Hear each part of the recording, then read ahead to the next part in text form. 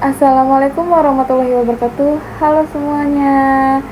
Perkenalkan, saya Rika Triani Rahmayanti dengan NIM 6120123246. Di sini saya akan mempresentasikan tugas UAS mata kuliah Perencanaan Sumber Daya Manusia dengan dosen pengampu Bapak Asep Rafiuddin SEMM. Dengan berjudul materi mengenai konsep dasar manajemen SDM. Ada yang tahu konsep dasar manajemen SDM itu apa? Oke, baik. Di sini yaitu konsep dasar manajemen SDM. Konsep dasar manajemen SDM ini biasanya berfokus pada pengakuan bahwa karyawan itu bukan sekedar biaya melainkan aset paling berharga. Disebutnya human capital yang harus dikembangkan.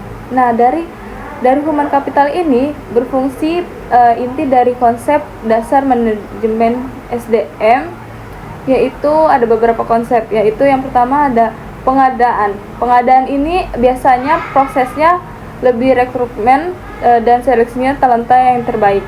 Dan yang kedua ada pengembangan, yang dimana pengembangan ini yaitu pelatihan dan peningkatan kompetensi kerjanya yang sangat bagus. Yang ketiga ada kompensasi. Kompensasi ini biasanya pemberian gajinya terhadap bonus atau fasilitas yang adil. Dan yang keempat ada retensi. Retensi ini biasanya yang dimana kita harus menjaga motivasi dan kesejahteraan agar karyawan ini tidak mudah untuk keluar atau resign dari pabrik, dari perusahaan tersebut. Nah, yang terakhir ada evaluasi. Evaluasi ini biasanya evaluasi yang dimana itu penilaian terhadap karyawan yang berkala untuk memastikan produktivitasnya dengan baik. Oke, selanjutnya ada strategi manajemen SDM.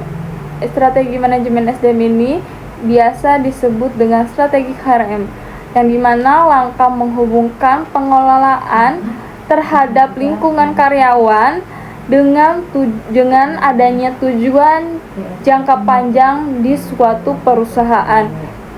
Dan dengan strategi yang efektif meliputi pertama ada high performance work system atau disebut dengan HPWS, yang dimana menciptakan budaya kerja selektif, pelatihan intensif berbasis dengan kinerjanya.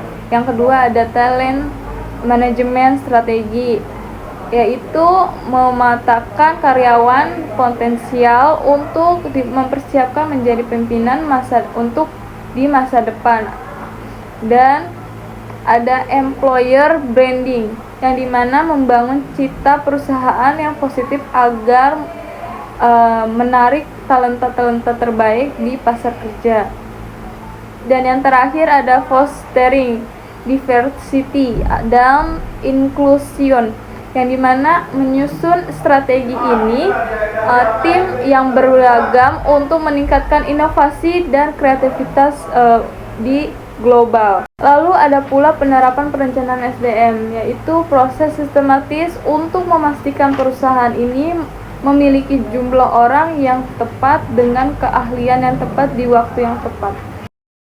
Nah, dengan adanya beberapa langkah penerapan, yaitu yang pertama adalah analisis kebutuhan di masa depan, yang dimana untuk menghitung jumlah staf yang dibutuhkan berdasarkan target ekspansi bisnis. Yang kedua ada analisis ketersediaan saat ini.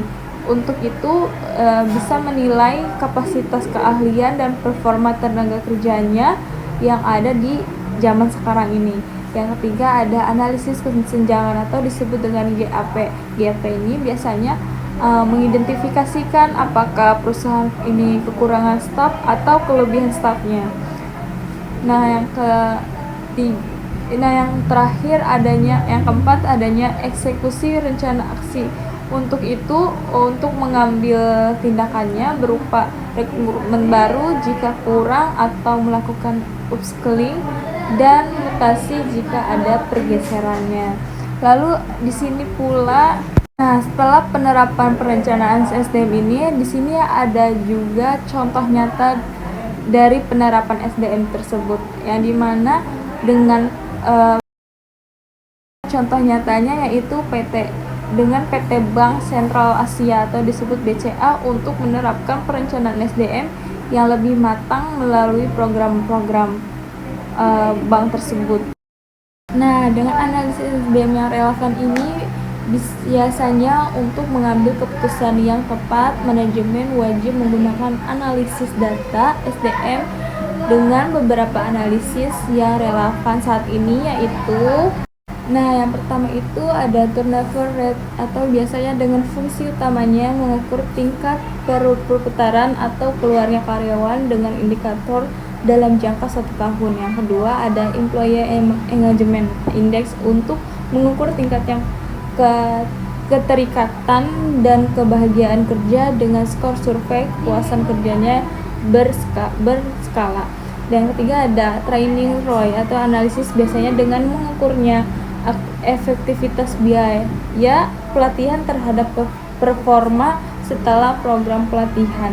Nah, yang terakhir ada workforce demographics untuk memetakan usia, gender, dan keahlian karyawan dengan generasi Gen Z atau milenial dengan adanya adaptasi budaya kerja di perusahaan. Nah, dengan materi yang saya jelaskan tadi mengenai konsep dasar manajemen SDM ini, bisa disimpulkan bahwa manusia sebagai aset dengan karyawan yang bukan lagi dianggap sebagai beban biaya, melainkan aset paling berharga yang harus dikembangkan untuk kemajuan bisnis. Ada pula siklus hidup karyawan mulai dari perekrutan dengan yang selektif, pengembangan keahlian, pemberian kompensasi yang adil, hingga mempertahankan talenta yang terbaik dengan solusi melakukan pelatihan ulang atau upskilling dan reskilling karyawan lama, bukan melakukan PHK massal. Cukup sekian materi dari saya, kurang lebihnya mohon maaf. Wassalamualaikum warahmatullahi wabarakatuh.